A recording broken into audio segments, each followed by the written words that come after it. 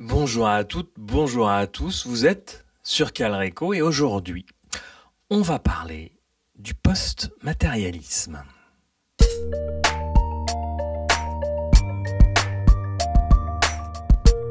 Calreco.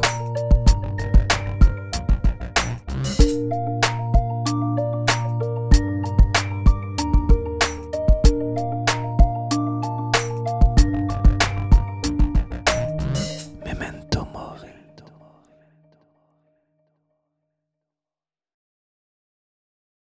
Vous avez peut-être entendu parler du post-matérialisme, certainement, si vous êtes sur cette chaîne, ou pas.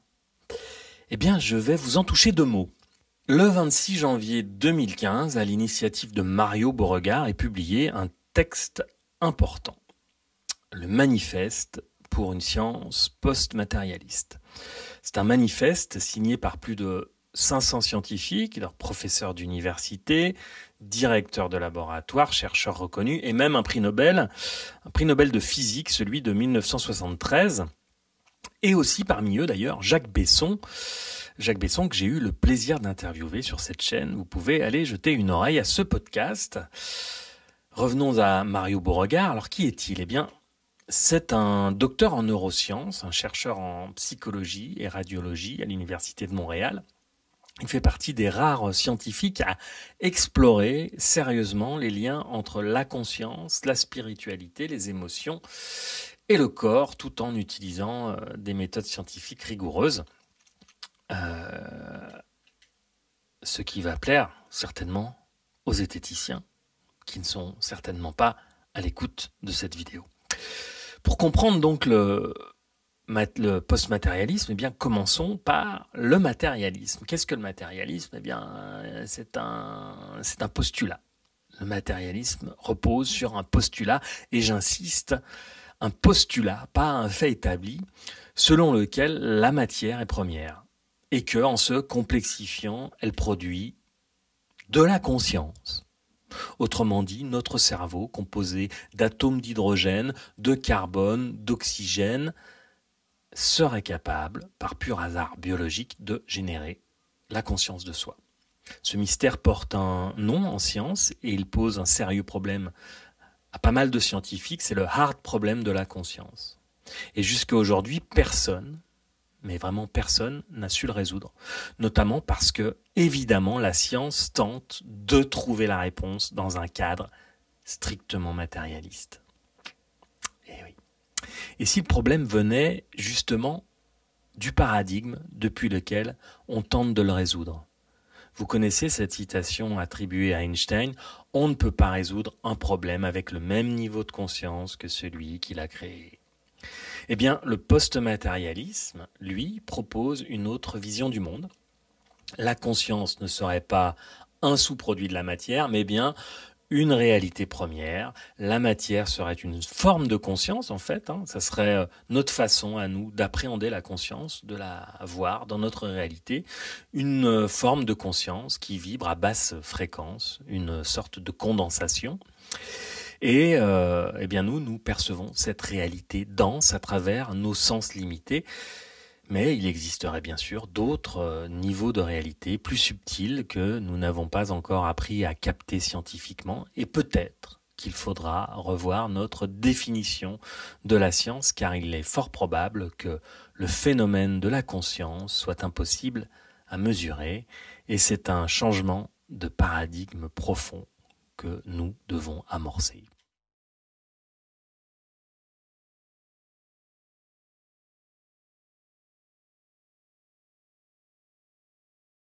Ce changement ne concerne pas que la science, mais en fait, il concerne toute notre civilisation. Nous ne vivons pas juste une crise écologique, économique ou politique. On en a parlé avec Harold Bernat sur Calreco. Nous vivons une crise ontologique, une crise de sens qui concerne l'être humain d'un point de vue holistique, d'un point de vue global. Et comme le dit Michel Maffezoli, qui est aussi interviewé sur Calreco, nous changeons d'époque. L'ère moderne, avec ses piliers que sont le rationalisme, l'individualisme et le progressisme, touche à sa fin. Et ces trois valeurs qui ont structuré notre vision du monde, eh bien aujourd'hui, elles montrent leurs limites. Et si on y prête attention, rationalisme, individualisme, progressisme sont tous des enfants, je vous le donne en mille, du matérialisme. Le rationalisme tend à rejeter tout ce qui ne se mesure pas. Il participe au dogme matérialiste et écarte la spiritualité, le sacré, l'intuition, l'émotionnel, le poétique. Pourtant, ce sont des dimensions fondamentales de l'expérience humaine. Quant à l'individualisme, c'est un des piliers du capitalisme. Il est profondément lié au matérialisme. Ça fait beaucoup de mots en isme. On va en faire une chanson, je pense.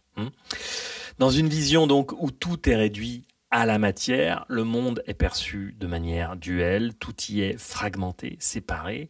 La mort est vue comme une fin absolue et l'être humain comme le sommet de l'intelligence et de la conscience. Et dans cette perspective, nos actions sont centrées sur nous-mêmes en oubliant que nous sommes tous interconnectés et que chacun de nos actes a des répercussions dans le monde. C'est l'effet papillon.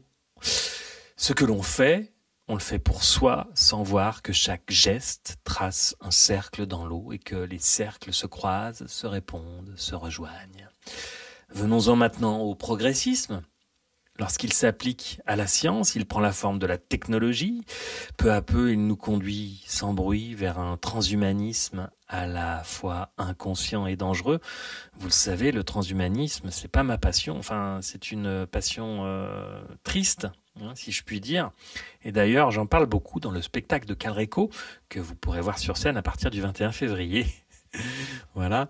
Donc le transhumanisme, dans son élan, cherche à se détacher de toute transcendance, du sacré, du spirituel, puisqu'il considère que l'homme est une machine biologique qu'on peut augmenter, et donc souvent réduit à une vision conservatrice et ou religieuse, tout ce qui concerne le spirituel et le sacré. Nous avons besoin d'une science plus humaine, nous avons besoin d'une science plus globale, capable d'accueillir le mystère et l'invisible, une science qui ne refuse pas d'étudier ce qu'elle ne peut pas encore mesurer. Et donc le manifeste pour une science post-matérialiste ouvre la porte à l'exploration de nouveaux phénomènes, les expériences de mort imminente par exemple, les états de conscience modifiés, les phénomènes intuitifs ou médiumniques, les expériences sous antéogènes, j'en parle souvent sur Calreco, les rêves lucides ou encore les visions mystiques.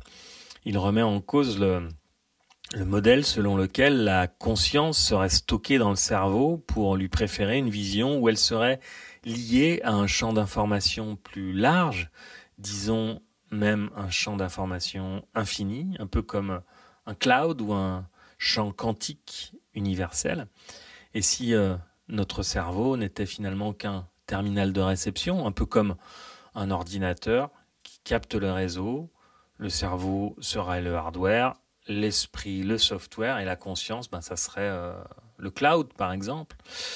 Ce parallèle avec le numérique nous montre à quel point notre technologie imite parfois inconsciemment des structures fondamentales du vivant. Et peut-être avec cette tentation prométhéenne de se prendre pour Dieu, notamment à travers l'intelligence artificielle. Alors pour finir, qu'est-ce qu'on peut dire ? On peut dire que le post-matérialisme ne se limite pas à une théorie scientifique isolée, il s'inscrit dans un changement de paradigme global qui dépasse largement le domaine de la science. Le matérialisme tel qu'il structure notre vision du monde depuis Descartes et Newton a profondément influencé notre manière de penser, d'organiser la société et aussi notre économie. Et c'est là qu'on peut faire un parallèle avec le capitalisme, parce que le capitalisme repose lui aussi sur une vision matérialiste du réel. L'humain est réduit à un agent économique rationnel, la nature est vue comme une ressource à exploiter, le monde est pensé comme un ensemble de choses quantifiables, mesurables, exploitables. C'est la même logique de séparation entre le sujet et l'objet, entre l'homme et la nature, entre le corps et l'esprit, et le matérialisme et le capitalisme partagent donc une même matrice idéologique, celle d'un monde désenchanté, désacralisé, où seul compte ce qui se voit, ce qui se mesure, et ce qui se vend. Un monde dominé par la quantité au détriment de la qualité. Alors oui, le capitalisme peut s'accommoder de toutes les croyances, y compris les plus spirituelles, tant qu'il peut les transformer en produits ou en services rentables. Mais cette plasticité ne doit pas nous tromper. À la racine, c'est le même paradigme. Le capitalisme, comme le matérialisme, réduit le réel à sa valeur d'usage, à sa valeur marchande, à son apparence extérieure. Et aujourd'hui, ces deux modèles montrent leurs limites. Nous le ressentons profondément. Vous le ressentez certainement si vous êtes par ici. Crise écologique, crise sociale, crise existentielle, effondrement du sens. Il ne s'agit pas simplement de réparer un système défaillant. Il s'agit de changer de niveau de conscience, de franchir un seuil de maturité civilisationnelle. Et le post-matérialisme, dans ce contexte, devient bien plus qu'une approche scientifique. C'est l'amorce d'un basculement culturel, un outil pour réenchanter le monde, pour réconcilier l'humain avec lui-même, avec le vivant, avec l'invisible, avec la nature. Sortir du matérialisme, c'est réintégrer le sensible, le sacré et le mystère. Et sortir du capitalisme, c'est redonner du sens à nos échanges, à nos relations, à notre place dans le monde. C'est un défi immense, mais aussi une opportunité magnifique, celle de construire une civilisation qui ne soit plus fondée sur la domination, l'extraction et l'accumulation, mais sur l'interconnexion, la coopération et la conscience. Et peut-être alors pourrons-nous vraiment parler d'un saut évolutif. Je vous laisse donc avec un résumé des 18 points évoqués dans le manifeste pour une science post-matérialiste et dans la description, vous pourrez trouver des liens. On se retrouve donc bientôt pour le 3e épisode déjà. D'ici là, je vous propose de kiffer la life et n'oubliez pas, n'oubliez jamais que tu vas mourir.